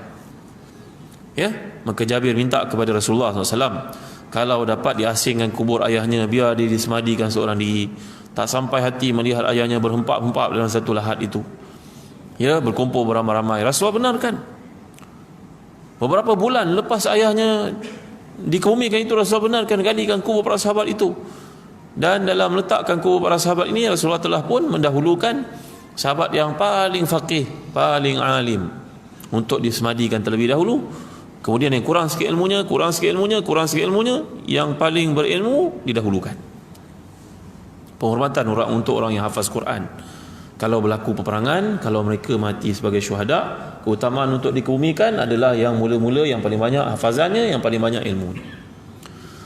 Maka tuan-tuan dimuliakan Allah sekalian, Nabi benarkan, maka diangkatlah jasad satu-satu sebelum bertemu dengan jasad ayahnya. Jasad-jasad mereka semuanya tidak rosak sama sekali. Bahkan yang keluar adalah bau yang sangat harum. Allahu Akbar, Masya Allah, Tabaraka wa Ta'ala. Saya bertanya kepada sahabat-sahabat yang pernah ada pengalaman menyertai peperangan jihad fisabilillah. Dari kalangan orang-orang Arab, saya bertanya, ya, satu masa dulu di Syria, bukan maksud saya ISIS, bukan ISIS, ini adalah para ulama. Saya bertanya kepada mereka, Syekh Quraim Rajih sebagai contohnya. Saya bertanya kepada ulama-ulama Islam, ini betul ke kalau orang mati syahid ni bau tubuhnya harum? Mereka jawab betul. Dan sesiapa yang bau harum itu, orang yang bau harum itu pun akan mati syahid juga. Allah, betul ke Tuan Guru? Betul. Ya, ada orang yang pergi perang, dia tak bau, maka dia tak mati sampai ke sudah tak mati syahid. Dia mati di katilnya, mungkin mati di rumahnya. Ya, tapi yang hidu kawannya bau harum itu, walaupun dalam perangan itu tidak mati, mungkin 10 tahun, 20 tahun lepas itu dia akan mati juga, mati syahid juga. Allahu akbar, masya-Allah, tabaraka wa taala. Ya, zalika fadlullah yu'tihi man yasha. Jadi kembali kepada kisah Jabir bin Abdullah Ansari ini, beliau ini sangat miskin hidupnya. Akhirnya beliau pun berkahwin tanpa pengetahuan Nabi SAW dengan seorang perempuan berstatus janda. Adalah hadis yang Nabi bergurau dengannya. Hala tatazawwaj bikran tula ibuka wa tuda ibuha. Wahai Jabir, kenapa engkau berkahwin dengan wanita yang berusia? Engkau orang muda, kan baik kalau engkau kahwin dengan anak dara. Dia boleh bersonok dengan engkau, boleh main-main dengan engkau boleh main dengannya. Maka beliau menjawab, wahai Rasulullah SAW, sungguhnya saya ni memegang amanah, wahai Rasulullah, iaitulah ayah saya minta supaya saya jaga adik-beradik saya perempuan 7 atau 9 orang ini. Ya, maka saya merasa takut an aji ahunna bimithlihinna. Saya rasa takut kalau saya bawa pulang nanti seorang isteri sebaya dengan mereka pula. Maka tak tahu mana satu jadi ketua nanti, mana satu jadi kapten nanti. Maka saya mengambil keputusan untuk berkahwin dengan seorang perempuan yang lebih dewasa walaupun berstatus janda, supaya dapat jaga adik-adik saya perempuan ini. Mereka budak-budak perempuan, gadis-gadis seperti ini perlu dijaga oleh seorang perempuan yang berpengalaman. Maka saya ambil keputusan begini. Maka Nabi mendoakan untuknya, barakallahu lakuma wa baraka alaikuma wa jama'a bainakuma fi khair. Kan doa yang kita ungkapkan kepada mereka yang berkahwin, ya. Maka dan dalam satu peristiwa, Nabi SAW melihat Jabir ini hidupnya miskin, serba sederhana. Dia ada seekor unta yang sangat tua. Kenderaan macam kita ni, kenderaan yang sudah patut dilupuskan, terlalu uzur, jalannya pun teringkut-ingkut. Kalau dalam peperangan, Nabi SAW melihatnya terakhir sekali sampai di Madinah. Walaupun demikian tidak menghalang dia untuk terus serta dalam peperangan bersama Rasulullah, walaupun kenderaan naikinya itu sangat uzur. Maka Nabi melihat, wahai Jabir, apa benda ni, kenapa slow sangat? Nabi gurau kepada dia. Dia kata, Rasulullah SAW, inilah yang saya mampu miliki. Di jalan sekejap, direhat lama. Jalan sekejap, direhat lama. Dia sudah tua, wahai Rasulullah. Rasulullah SAW pun mendoakan untuk unta ini. Rasulullah menepuk belakangnya, mendoakan keberkatan untuknya. Maka unta itu jadi binatang yang paling pantas selepas itu, tuan-tuan. Allahu Akbar, Masya Allah, Tabaraka wa Ta'ala. Ya, ini menunjukkan kepada kita keberkatan doa. Jangan kita abaikan berdoa untuk mencari keberkatan dalam hidup. Ya, sebagian kita berdoa waktu duha, Allahumma inna duha duhauk wal baha bahauk wal jamala jamaluk wal quwwata quwwatuk wa qudrata qudratuk. Lagi apa? Allahumma in kana rizqi fis samai fa anzilhu wa in kana fil ardi fa akhrijhu wa in kana ba'idan faqribhu. Lagi apa? Wa in kana mu'siran fayassirhu. Betul? Betul kita betul ni orang durian burung ni. Tak hafal doa ni. Saya mencarilah dan takhrij hadis, bertanya kepada para ulama hadis tentang doa ni. Doa ni adalah doa para salihin. Boleh diamalkan. Tapi yang lebih aulanya adalah berdoa dengan doa Rasulullah sallallahu alaihi wasallam. Contohnya doa yang kita belajar tadi pada cerita tentang Anas. Allahumma akthir mali wa waladi wa wasi' li fi dari wa barik li fima ataitani. Ini lebih warid daripada Rasulullah. Ini lebih aula untuk diamalkan. Doa-doa lain itu sebagai tambahan. Jadi amalkan doa yang Nabi SAW anjurkan, padanya ada banyak keberkatan. Keberkatan daripada Rasulullah, keberkatan berdoa lebih utama daripada doa-doa yang diajar oleh fulan bin fulan daripada orang itu dan sebagainya. Setelah itu, tuan-tuan, Sayyidina Umar Khattab radhiyallahu anhu didatangi oleh 2 orang lelaki dan kedua-duanya mirip satu sama lain. Sayyidina Umar berkata, subhanallah, masya Allah, tabaraka wa ta'ala, Alangkah hebatnya Allah pada penciptaannya. Tak pernah aku melihat kembar seiras begini rapat rupanya, mirip kedua-duanya. Sayyidina Umar berkata, waktu itu Rasulullah telah wafat, Sayyidina Umar menjadi khalifah, Amirul Mukminin. Maka orang tu kata, wahai Amirul Mukminin, sebenarnya ini bukanlah kembar saya, ini anak saya, dan pada kelahirannya merupakan kemukjizatan doa Rasulullah sallallahu alaihi wasallam. Sayyidina Umar suka mendengar cerita-cerita yang pelik dan baik, ada pengajaran padanya. Sayyidina Umar kata, ayo ceritakan kepadaku macam mana yang ajaib doa Rasulullah untuknya ini. Sahabat ini menjawab, wahai Amirul Mukminin, dahulu saya seorang peniaga, saudagar, saya berniaga. Pada hari isteri saya sedang syarat mengandung, saya terpaksa meninggalkannya untuk perniagaan saya. Dia mujuk saya berkata, wahai suamiku, tinggallah di sini, tinggal beberapa hari saja lagi untuk bersalin. Ya, mudah-mudahan kau dapat melihat kelahiran ini. Saya menjawab kepadanya, tidak wahai isteriku, jangan bimbang, Rasulullah dah ajar doa. Kalau meninggalkan keluarga ada doanya. Mari sini dekat-dekat, mai abang doakan untuk engkau. Macam itulah agaknya bahasa dia. Maka isterinya pun mendekatkan diri kepada beliau. Dipegangnya perut isteri itu, didoakan. Doa itu lengkap untuk isteri, tapi dia terlupa bahagian isteri didoakan untuk anak saja. Allahu Akbar.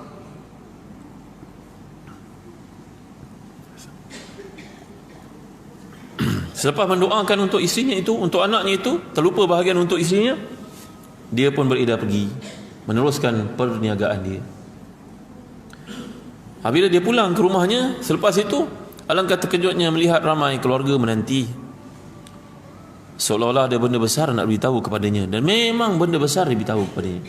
Fulan, sabar Fulan, duduk Fulan, tenang-tenang, duduk siap ya, tenang hati sekejap. Ada benda besar kami nak khabar kepadamu wahai Fulan. Kenapa? Tenang ya, kami keluargamu, kami adalah orang penting dalam hidupmu, kami akan bela mu dengan baik, tenang hati. Apa dia? Wahai adik-beradikku, saudara-maraku, isterimu terkorban Fulan ketika dia nak melahirkan anakmu. Allahu Akbar. Ya ke? Allahu Akbar. Gugup, sedih, macam-macam perasaan berbau-bau dalam fikirannya. Duduk dia, keluarganya menenangkan, tenanglah Fulan ya, sabar ya, ini ujian untukmu. Azamallahu ajrakum wa ghafara limayitikum, ditasbir wa litahtasib, sabarlah Fulan ya. Allahu Akbar. Besarnya ujian tuan-tuan, kematian orang penting, isteri, anak pertama pula tu.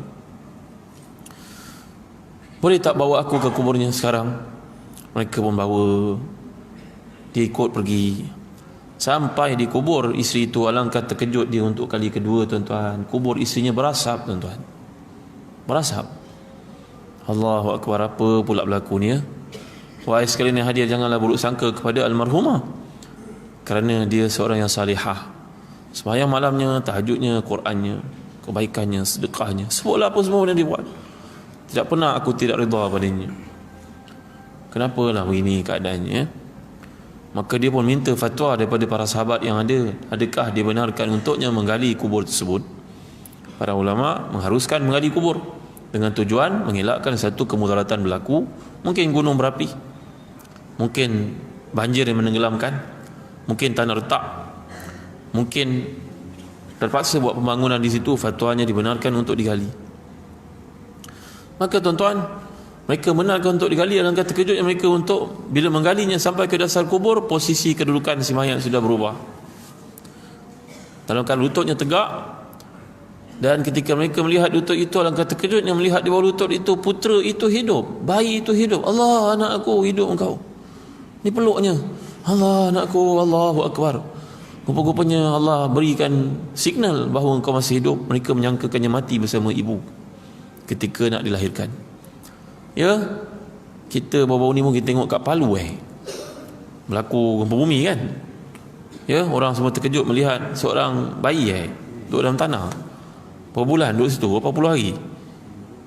Lama tak apa dimakan kita pun tidak tahu. La ilaha illallah Muhammadur Rasulullah. Ya, maka aku pun memegangnya, mendokongnya, membersihkannya, bawa pulang ke rumah. Inilah dia anakku, wahai Sayyidina Umar. Sayyidina Umar menjawab, Masya Allah, wahai sahabatku, ya Allah, benarnya doa Rasulullah. Rasulullah dah wafat pun doa baginda masih lagi benar untuk kita amalkan.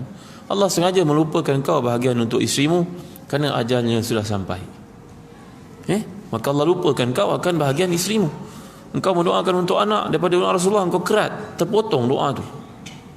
Astagfirullah, dinakum wa amanatakum wa khawatima amalikum, aku tinggalkan kamu sekalian bahawa penjagaan Allah sebaik-baik penjaga. Dia terlupa bahagian isterinya. Maka isterinya wafat, anaknya selamat. La ilaha illallah Muhammad Rasul. Inilah kemujizatan doa Rasulullah, tuan-tuan. Ya, maka kita dalam hidup cubalah amalkan doa-doa daripada Rasulullah. Kemudian kalau kita nak tambah doa-doa lain, silakan. Tapi cuba sedaya upaya untuk mengingati, mengamalkan, menghafaz doa Rasulullah sallallahu alaihi wasallam. Ya. Maka tuan-tuan rahmati dan dikasihi, banyak sekali doa yang menunjukkan keberkatan datang dengan sebab doa. Seperti mana doa Nabi sallallahu alaihi wasallam untuk para sahabat, untuk anak-anak para sahabat. Ya.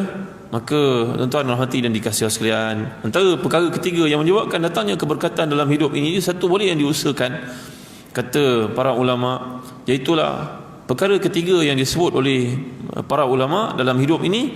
Nak jadi orang yang berkat hidupnya, hendaklah mencari harta daripada sumber yang halal. Kerana dalam satu hadis yang sahih riwayat Bukhari dan juga Muslim, faman ya'khuz malan bihaqqihi yubarak lahu fihi wa man ya'khuz malan bighairi haqqihi famathaluhu kamathalil ladzi ya'kul wa la yashba'. Hendaklah kita ni nak dapat satu sumber rezeki yang halal, hendaklah kita nak dapat keberkatan dalam hidup, cari sumber daripada sumber yang halal. Jangan menipu, jangan mengambil hak orang, jangan merasuah, jangan melakukan corruption apa saja, kerana keberkatan datang dengan sebab rezeki yang halal yang kita usahakan itu. Berapa banyak orang keliling kita yang kita kenal, tuan-tuan, yang hidupnya dengan penuh kekayaan, kemewahan, tapi adakah orang ni bahagia? Tuan-tuan sangkakan orang ni bahagia ke tidak, tuan-tuan? Hidup mereka ni ibarat neraka. Setiap hari berfikir apakah yang akan berlaku kepadanya. Ya, orang-orang ni kalau kita lihat keliling kita, tuan-tuan, tak payahlah kita sebut siapakah mereka ni, tapi contoh yang banyak ada keliling kita. Kata Abul Atahiyah dalam syairnya, ni Abul Atahiyah seorang penyair zuhud yang hebat. Ya, kam min mulukin zala anhum mulkuhum wa ka'anna zakal mulka kana khayala.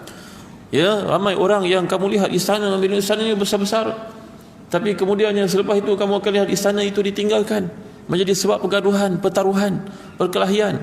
Si ayah membuat rumah yang disangkanya semua anak akan duduk bersama-sama dengannya, tapi mana mungkin masakan dapat kumpulkan semuanya sekaligus. Ada seorang di Kuala Lumpur membina rumah besar, tuan-tuan. Satu perumahan itu macam dia punya semuanya, dengan anak-anaknya. Ialah orang baik, kita tak kata salah, tidak. Dia berkata dengan hajat, hasratnya dapat kumpulkan semua keluarganya, anak-anaknya, menantunya duduk sekali. Tapi anak-anaknya pandai-pandai, bila belajar luar negeri tak mau pulang pula, duduklah luar negeri. Maka rumah itu akhirnya terbiar begitu saja. Panggillah orang datang untuk disewakan sebagai homestay. Bila orang duduk, kadang-kadang orang tidak menghargai, tak gerti menghargai nikmat, disewa dengan murah, tidak dijaga betul-betul. Sewakan kepada orang, orang tak bayar, akhirnya tinggal saja rumah itu. La ilaha illallah Muhammad Rasulullah. Ya, bukanlah kita cerita benda ni salah atau betul, tapi ambil sebagai pengajaran, tuan-tuan dimuliakan Allah sekalian. Ada seorang membina rumah yang besar, hebat rumahnya, pintu, tingkap, finishingnya semua diambil dari luar negara, tempat-tempat ternama dengan harga yang mahal, kualiti tinggi. Maka yang pasang ini berkata kepadanya, tuan, pada hari pasang nanti sampai mengambil masa selama 2 minggu untuk siapkan. Tuan bolehlah pergi ke mana-mana dulu. Pada hari mereka masang itu, hari yang terakhir, hari ke-14, keesokan harinya jangkakan untuk diserahkan kepada pemiliknya. Hari itu orang yang berharta ini pergilah seperti biasa main golf dengan kawan-kawannya. Main golf, tengah main sakit dada, jatuh, meninggal dunia di situ juga. Orangnya baik, anak-anaknya ramai, dikahwinkan muda-muda dengan harapan mereka tidak melakukan maksiat. Bagus, orang baik. Maka tinggallah isteri seorang diri. Isteri ini sehari dikunjungi oleh manager tertinggi GM dalam syarikatnya, salah satu syarikatnya, datang untuk meminta tanda tangan. Puan, tanda tangan. Puan, tanda tangan. Lama kelamaan datang jumpa, kita pun tak tahu bila hati berbicara. Ada perasaan pula, rupa-rupanya perasaan pun dapat jawapan juga.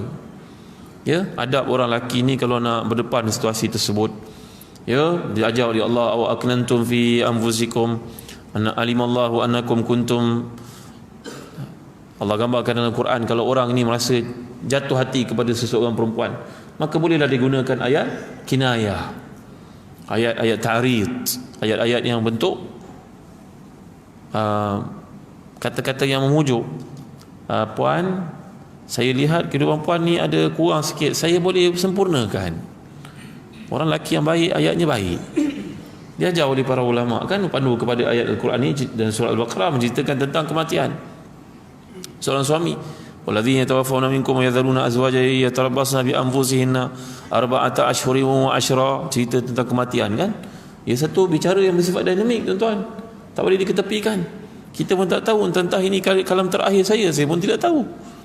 Maka tuan-tuan, kini wanita ini kerap kali kunjungi oleh manajernya orang baik, orang amanah, jujur, ya, jujur. 1 sen, 10 sen, RM1 semua dikira dengan betul. Dia adukan kepada bekas isteri, kepada bos ini. Anak-anaknya semua pandai-pandai, anaknya tahu pakcik ni orang baik.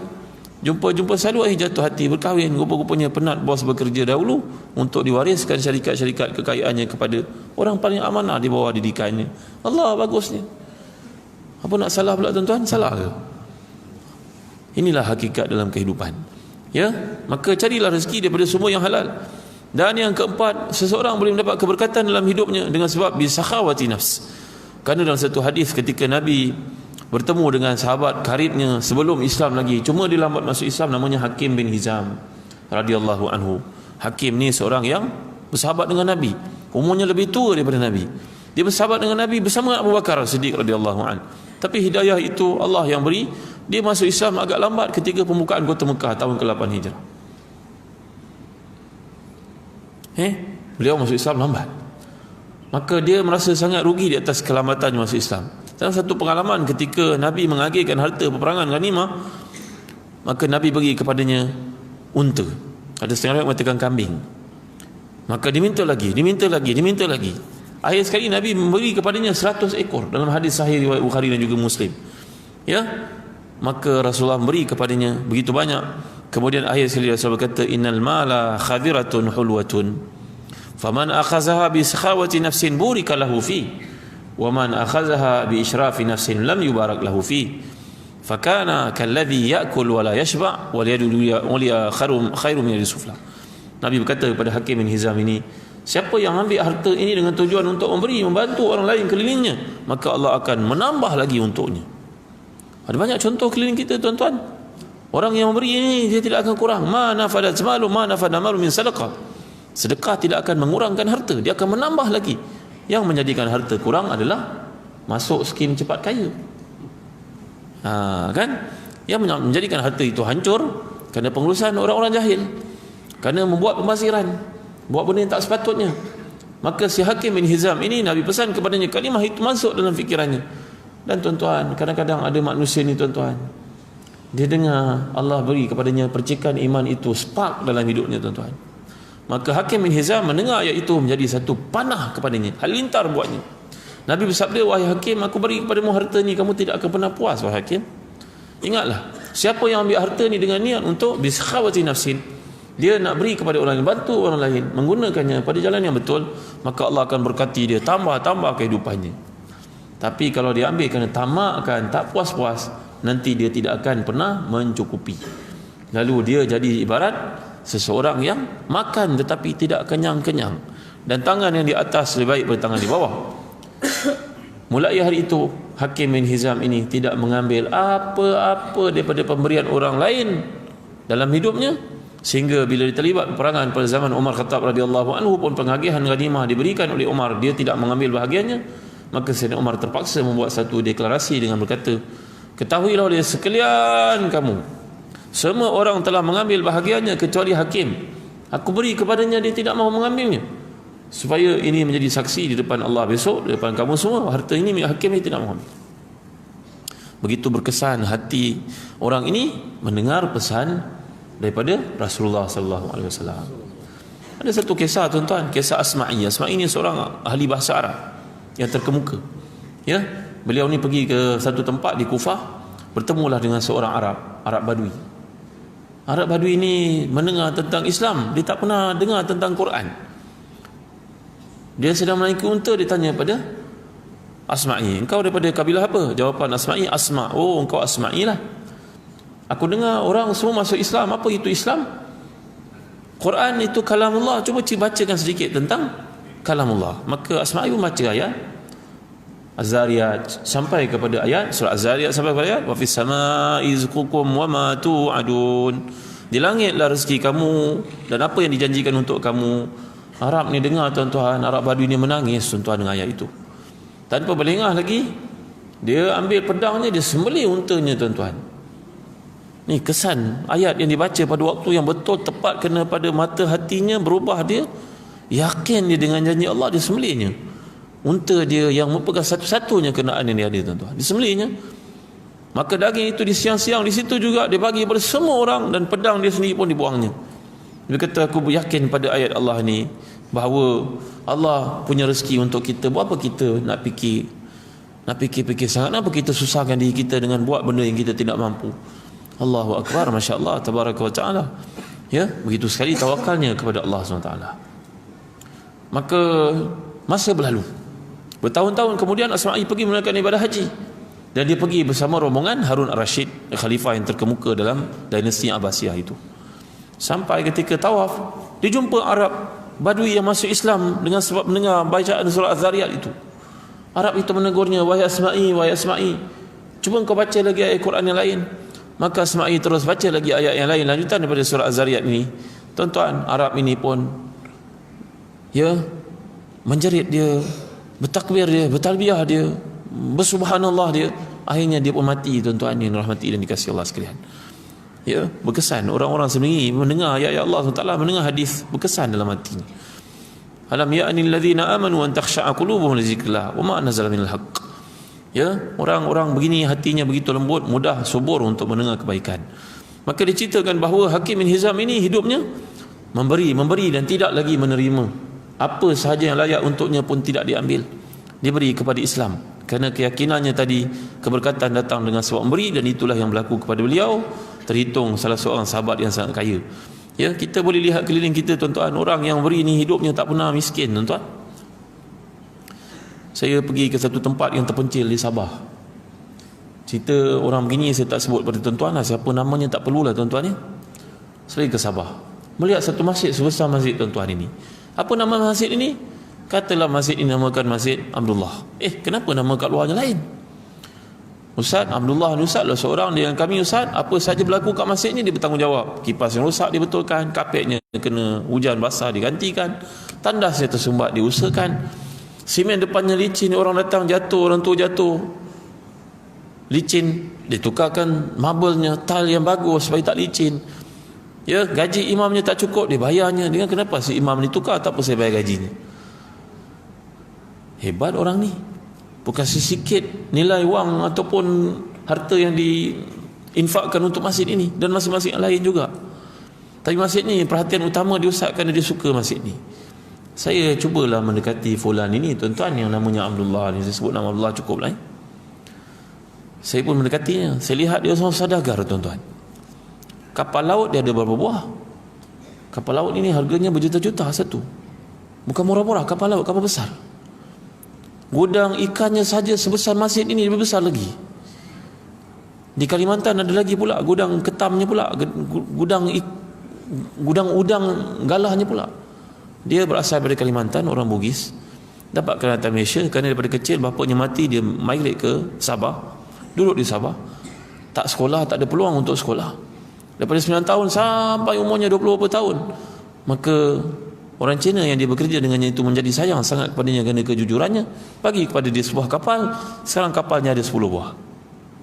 Subhanallah, Masya Allah. Gudangnya, pekerjanya bercakap bahasa Melayu pun tak berapa jelas sangat. Orang Bugis, Kalimantan cakap bahasa Melayu tak berapa jelas. Orang putih lagi tak gerti langsung, sepatah-sepatah dia gerti. Saya bertanya, "Bagaimana Tuan Haji, macam mana Tuan Haji berniaga je?" Saya berniaga, saya hantar satu hari ke Pasar Burung Sayang lebih kurang 4 tan ikan ni Ustaz. 4 tan, 3 tan, kalau ombak bergelora tak dapatlah banyak tu. Fikir-fikir 4 tan ni tak adalah banyak sangat tuan kan. Kapal banyak ni buat apa Tuan Haji? Oh Ustaz, saya hantar kapal ke Tokyo, ke Korea, ikan. Ke Thailand, ke Abu Dhabi, ke Hong Kong, ke Macau, ke China. Oh ya ke? Kalau ikan besar macam ni Ustaz, orang Jepun yang makan, orang kita tak makan, mahal. Kesian kita tangkap penat-penat kalau kita hantar ke tempat lain, tuan-tuan ni. Itulah yang terjadi. Ya. Ya Ustaz, Masya Allah hebatnya perniagaan. Macam mana Tuan Haji bercakap dengan orang sana? Macam mana bercakap bahasa Inggeris ke? Saya tak cakap Ustaz, ni ada pekerja saya, dia ada masters keluar pada UPM. Dia lah bercakap untuk saya tak cakap Ustaz. Saya tengok orang ni, saya cuba ambil kesempatan mendekatinya, tengok tuan-tuan, orang ni kaki derma tuan. Ramai usahawan keliling kita yang ada pada hari ini, mereka maju kerana mereka memberi tuan-tuan. Lagi banyak diberi, lagi banyak Allah ganti. Tanyalah pada mereka kalau tuan-tuan tak percaya. Ya, lagi banyak diberi, lagi banyak Allah ganti. Tapi orang yang kedekut ini akan sentiasa merasakan dirinya miskin. Ya, man kanati dunya hammahu syattata Allahu amrahu wa ja'ala faqrahu baina aynayhi wa lam ya'tihi min dunya illa ma qaddara lahu wa man kanatil akhiratu hammahu jama'a Allahu syamlahu wa ja'ala ghinahu fi qalbihi wa atathu dunya wa hiya raghimatun. Dalam hadis sahih riwayat Nasa'i, Nabi bersabda bahawa sesiapa yang menjadikan akhirat itu matlamatnya, maka Allah akan beri kepadanya kekayaan tanpa diminta, akan datang dunia itu menyerahkan diri, rukuk dan sujud. Raghimatun ni berarti sajidatun, dunia menyerahkan diri kepadanya. Tapi kalau orang ini kehidupannya kebendaan, tak pernah puas, maka hidupnya bertambah susah. Nanti Allah jadikan kemiskinan duduk depan biji mata dia. Inilah akibat daripada terlalu berkira-kira untuk agama Allah. Tuan-tuan, kita berada dalam masjid ni, kalau duit RM1, RM2, RM5 untuk tabung masjid tuan-tuan. Nanti kita akan terkejut melihat ada rumah ibadat lain lebih besar di masjid kita, lebih cantik di masjid kita, lebih terang di masjid kita. Kenapa? Kerana penganut-penganut agama batil itu lebih banyak dermanya daripada kita tuan-tuan. Saya terbaca dalam majalah The Star sebelum isu rusuhan kaum ini berlaku, bahawa orang-orang India merasa risau kerana masyarakat India sudah tidak mahu jadi apa dipanggil? Priest. Jadi apa? Jadi monk. Jadi apa benda ni? Sami. Duduk dalam rumah ibadat dia. Kerana gaji ni tawarkan hanya 1,500 sahaja. 1,500 sahaja, besar. Gaji ni tawarkan kepada budak-budak Hindu India ni untuk menjadi Sami di kuil, cuba 1,000. Ini digambarkan 1,500 kurang. Kalau kita orang Islam yang jauh lebih ramai populasi kita nak banding orang Hindu yang hanya 6% dalam masyarakat di negara kita, pun bagi bergaji macam imam lah di kalangan kita, 1,500 itu rendah, tak cukup. Kita kalau bagi sama macam itu, menandakan kita ni koman sangatlah tuan-tuan. Kita ni memang kita ke belakang sangatlah, kan? Maka budak-budak Hindu tidak mahu menjadi Sami kerana bayaran dibayar sikit sangat.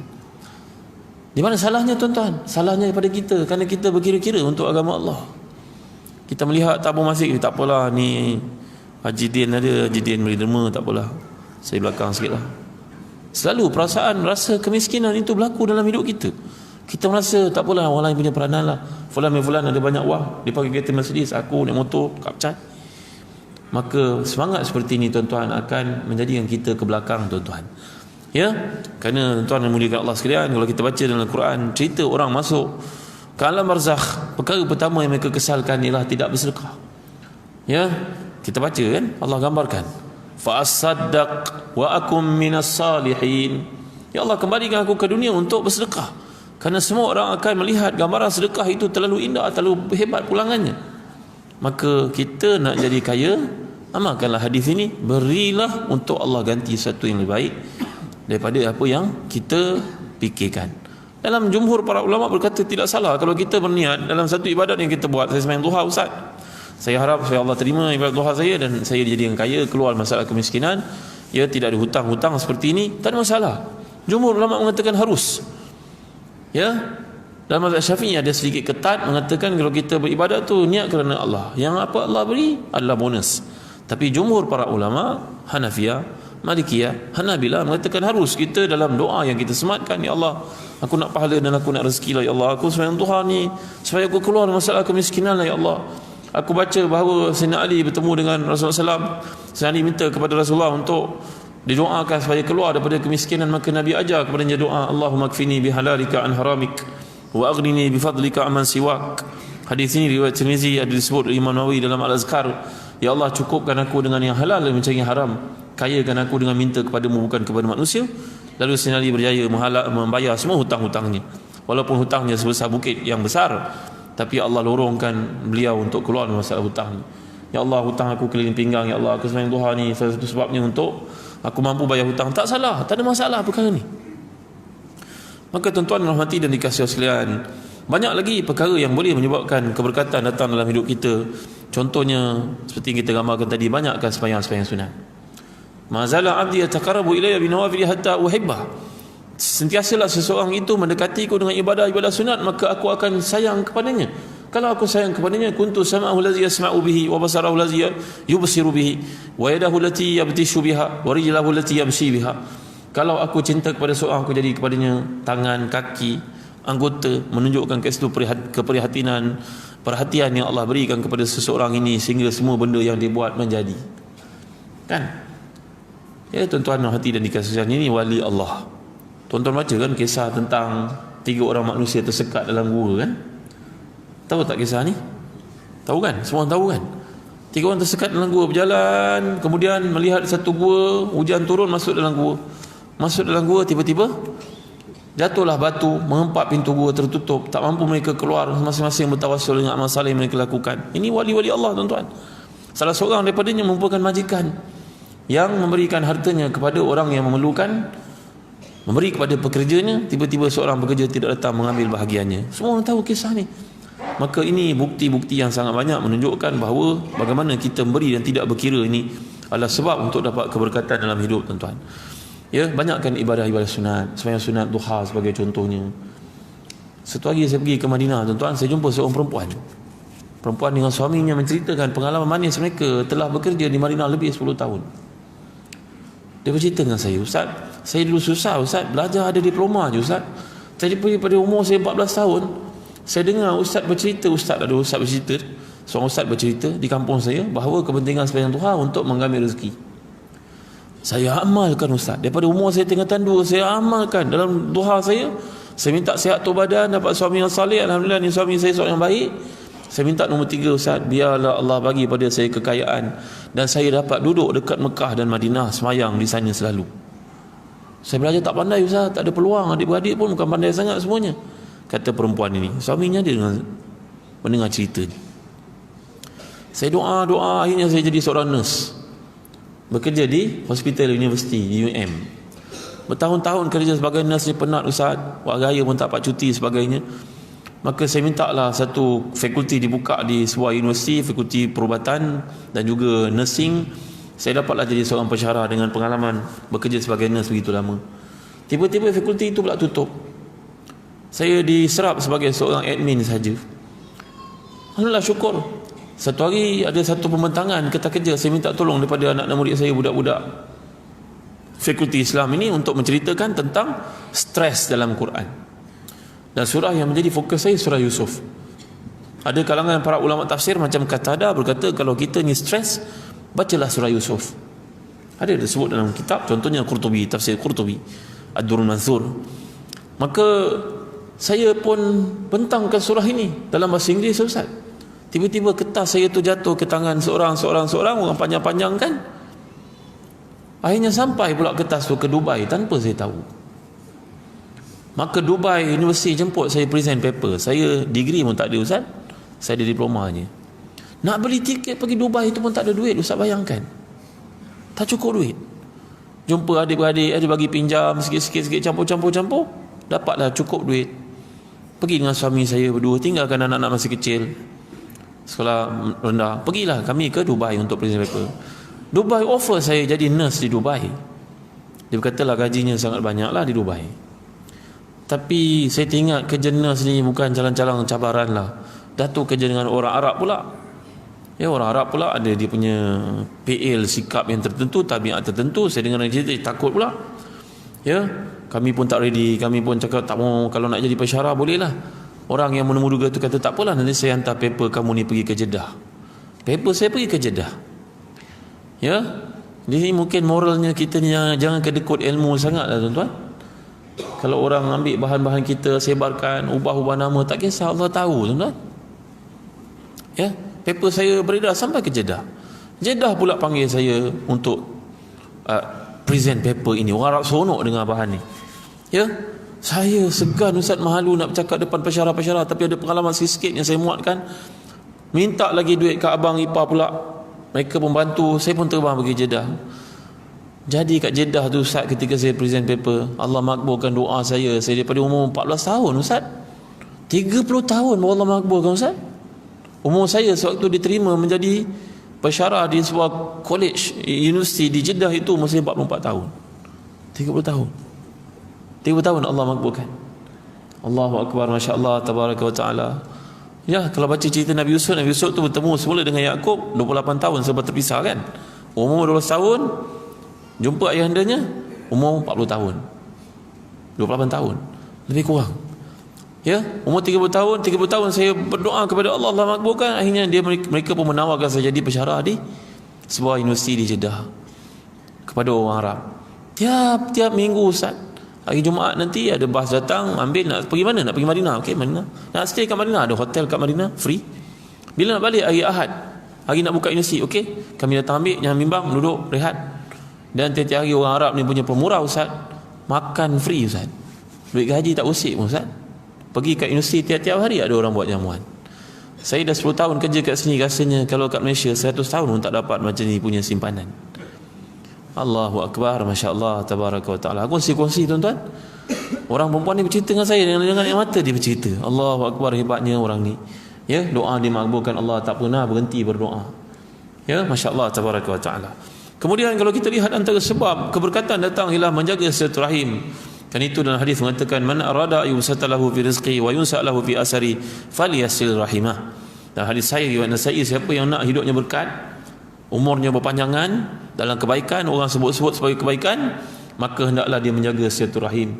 Kan itu di awal surah Nisa Allah gambarkan, fattaqullaha allazi tasaaluna bihi wal arham. Taqwalah kamu kepada Allah dan dengan menjaga silaturahim. Kata kebanyakan para ulama tafsir, menjaga silaturahim menyebabkan doa kita ini mustajabkan dan keberkatan datang dalam hidup kita. Tuan-tuan, inilah antara perkara-perkara yang boleh kita kongsi menceritakan keberkatan rezeki. Ya, mudah-mudahan kita menyentuh topik yang lebih besar lagi dalam hidup, iaitu mencari keridhaan Allah dalam apa jua yang kita buat. Dan setakat ini saja boleh disampaikan, dimanfaatkan waktu yang ada ni. Segala yang baik semuanya daripada Allah Ta'ala, kelemahan manusia. Wallahu a'lam, sallallahu ala sayyidina Muhammad wa ala alihi wa sahbihi wa baraka wasallam. Walhamdulillahi rabbil alamin. Kalau tuan-tuan sudi, kami datang dari Kuala Lumpur ni, ada nak buat sikit makluman. Tuan-tuan, ada satu majalah Islam. Majalah ni saya nak wakafkan untuk masjid tuan-tuan lah, dengan buku-buku ni. Majalah ni namanya Solusi. Telah pun terbit hampir 10 tahun, di mana target yang kita letakkan untuk penerbitan majalah ni adalah mengajak umat Islam kembali membaca, membina tamadun. Kerana tamadun umat Islam yang pertama diasaskan di bawah kalimah Iqra. Bacalah yang betul. Kerana banyak bacaan yang ada pada hari ini di tangan-tangan kita, iaitu handphone ni, banyak benda yang buruknya daripada yang baik. Hanya sedikit saja yang diselamatkan oleh Allah untuk baca benda yang betul. Ketika seseorang kita berada obsession jauh daripada keluarga, kita mungkin berada di hotel, di bilik, maka yang ada di tangan kita adalah handphone, tak ada siapa melihat kita. Pada masa itulah iman menjadi jurucakap. Engkau nak tengok ke tak nak tengok? Nak lihat benda-benda haram ke tidak?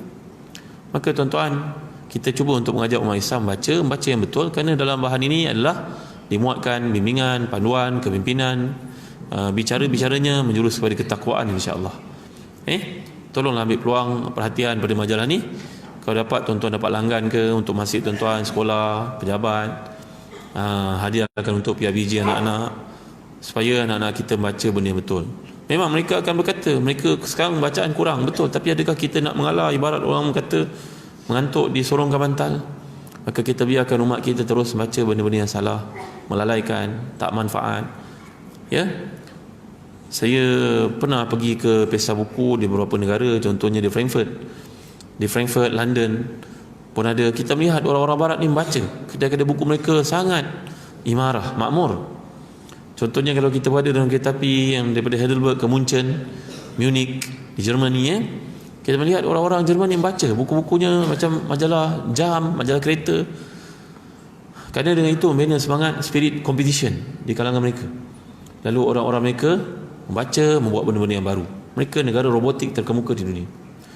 Saya pernah dalam satu perjalanan menaiki kereta api yang laju ini, nak melihat pandangan luar yang sangat cantik di Heidelberg. Ya, maka kita pergi masuk dalam tanah, saya tak melihat apa-apa lagi, gelap. Maka orang di depan saya sedang baca. Saya perhati je orang putih Germany, lelaki ni baca. Dia pun perasan saya sedang baca. Dia perasan saya sedang menengoknya baca, tak buat apa-apa. Dia pun buka kompartmen di atas kereta api, bagi saya sebuah buku dan bercakap dalam bahasa Jerman. Saya pun tak faham apa dia kata. Baca, agaknya begitulah. Ya, saya pun buka buku Jerman ni tuan-tuan, satu haram pun saya tak faham, tuan.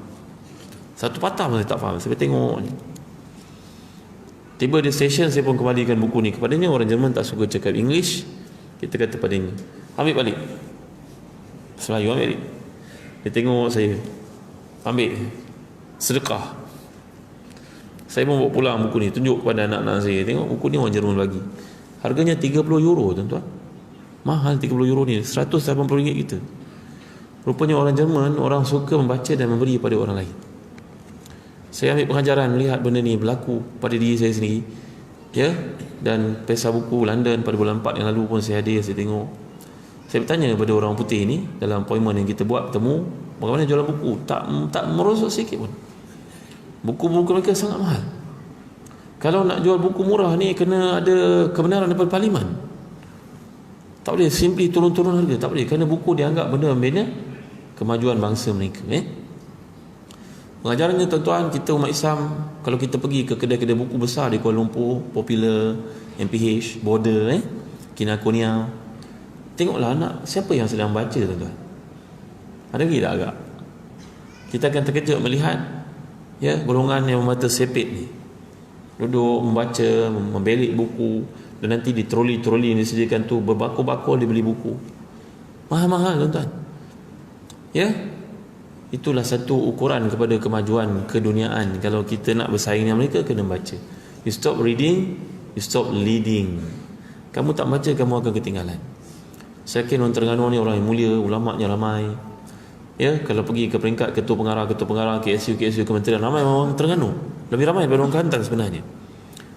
Tapi kita bimbang semangat ni makin hari makin terhakis dengan adanya alat-alat seperti ini, telefon. Tuan-tuan, tolonglah sokong buku-buku yang diterbitkan oleh kami dan juga oleh orang-orang lain, syarikat-syarikat buku Islam yang lain. Contohnya buku tebal ni. Buku ni bertajuk Kenali Rasul Kita Muhammad sallallahu alaihi wasallam. Buku ni kami buat semata-mata untuk mendekatkan mereka kepada Syama'il Muhammadiyah. Kalau cerita Nabi kita pakai cincin, kita tunjuk dari mana Nabi pakai cincin. Cara duduk Nabi bagaimana? Apa makanan Nabi? Bagaimana Nabi berbekam sallallahu alaihi wasallam? Semuanya kita lakonkan semula dengan tujuan supaya lebih mudah difaham, kerana hadis-hadis itu kadang-kadang tidak difahami. Dan rujukan kita ketika buat buku ni adalah beberapa orang mufti, termasuk mufti Kedah, mufti wilayah. Jadi tuan-tuan, kalau kita lihat, tengok bab berbekam. Contohnya, ini satu topik yang kadang-kadang hangat dibincangkan, sejauh mana kepentingan berbekam dan sebagainya. Maka kita tunjukkan di sini cara berbekam Rasulullah. Di manakah daerah bahagian badan yang Nabi berbekam? Rupa-rupanya ada hari yang terbaik untuk bekam, iaitu Ahad dan Isnin. Makruh berbekam pada hari Sabtu dan juga Rabu. Dan ketika Nabi naik ke Mi'raj, semua malaikat penjaga langit pesan pada Nabi secara khusus, wahai Muhammad, ingatkan umatmu untuk berbekam. Kenapa Apa rahsia bekam ni? Maka dalam buku ini kita cuba lakonkan satu persatu bagaimana Rasulullah SAW mengamalkan satu benda, sehinggalah yang kita faham daripada hadis bagaimana Nabi pakai serban. Kadang-kadang ada ekor, kadang tak ada ekor, kadang-kadang bersilang, kadang-kadang tidak bersilang. Semuanya ada dalam hadis yang kita kaji, diesahkan oleh para mufti. Walaupun hadisnya lemah, tapi inilah yang kita dapat faham daripada bicara-bicara para ulama terdahulu, bahawa Nabi kita berserban. Musawimin dalam Quran kata sebagai contoh. Siapa yang dapat pakai, alhamdulillah. Jadi buku ni kita buat selama 5 tahun untuk kita hasilkan hasil daripada rujukan kepada para mufti, para ulama, para ilmuwan, bagi memastikan hadis-hadis ini dilakonkan dengan tepat. Dan ada gambar-gambar yang kita terpaksa ambil beberapa kali bagi menepati maksud hadis. Dan kami juga menerbitkan Quran yang tebal ni. Quran ini mempunyai satu kelebihan, iaitu dia ada sistem wakaf dan ibtidak yang telah dikaji oleh Tan Sri Datuk Hassan Azhari almarhum yang meninggal baru-baru ni, selaku orang antara yang paling pakar tentang Quran di dunia dalam bab tajwid, wakaf dan ibtidak. Wakaf berhenti, ibtidak berhenti menyambung bacaan. Kerana kalau kita baca Quran, umpama kita sebut bahasa Melayu, saya minum susu kambing dalam gelas ini. Ini ayat yang betul. Saya minum susu kambing dalam gelas ini. Tapi kalau kita berhenti pada susu, saya minum susu. Sambung lagi ayat. Kambing dalam gelas ini. Betul tak maksudnya? Kambing boleh masuk dalam gelas ke? Ya. Dan Quran ada ayat-ayat seperti itu. Innallaha la yastahi ayadriba mathalan ma ba'udatan fama fawqa. Allah tidak malu memberikan contoh walaupun seekor nyamuk. Kalau kita berhenti kat la yastahi, innallaha la yastahi, Allah tidak. Apa nak jawab? Jadi Quran tidak boleh dibaca sewenang-wenang. Tanda-tanda wakaf oleh para ulama terdahulu, masih banyak ayat yang perlu tempat wakaf yang betul. Contohnya ayat tentang jilbab orang perempuan, surah Nur, panjang ayat itu, tak ada satu pun tanda wakaf. Jim ke, lam ke, satlam ya, kalau tak ada. Bagaimana kita nak berhenti? Kat mana nak berhenti? Maka Tan Sri Hasan Azhari dengan kajiannya lebih 50 tahun mendapati ada tempat yang boleh berhenti pada kajiannya daripada bacaan qiraat ulama-ulama terkemuka Timur Tengah. Sama 22 orang dirujuk oleh beliau. Maka inilah Quran yang telah diformulasikan tempat-tempat wakaf, dan anaknya Prof. Dr. Abdul Rauf yang banyak membantu buku Quran formulasi ini diterbitkan. Hargailah tuan-tuan kerja orang alim ini, mudah-mudahan padanya ada kebaikan dalam bacaan Quran kita. Quran wakaf ibtidak versi Tan Sri Datuk Hasan Azhari. Yang terakhir sekali, kalau tuan-tuan sudi, ada kitab tafsir kecil yang saya hasilkan dan juga tafsir-tafsir yang lain. Tafsir surah Nur, tafsir surah Al-Kahfi, tafsir surah Al-Mulk, tafsir surah Al-Waqi'ah yang berserta dalam CD, yang mudah-mudahan boleh tuan-tuan dengar di kereta. Seperti ini di awal ada CD-nya, boleh tuan-tuan dapatkan di belakang kalau tuan-tuan berminat. Alhamdulillah, saya mengharap tuan-tuan dapat menyokong kami, kan cikgu-cikgu, ustaz-ustaz, ustazah-ustazah, kerana kami ada membuka sebuah cawangan Telaga Biru di sini. Ustaz Syahril tanggungjawab menjaganya. Kalau tuan-tuan ada peluang nak pergi ke tempat beliau, di mana Ustaz? Mana? Saya tak ingat nama tempat. Taman Salihah, Padang Air. Taman Salihah, Padang Air. Dah buka kedai ni sebulan, saya pun belum sempat pergi lagi. InsyaAllah besok saya akan pergi. Kalau tuan-tuan ada peluang, sokonglah kerja jihad ilmu yang sedang berlaku sekarang ni, yang kami cuba nak mengelakkan masyarakat kita banyak membaca benda-benda sia-sia. Inilah kerja yang cuba kita lakukan.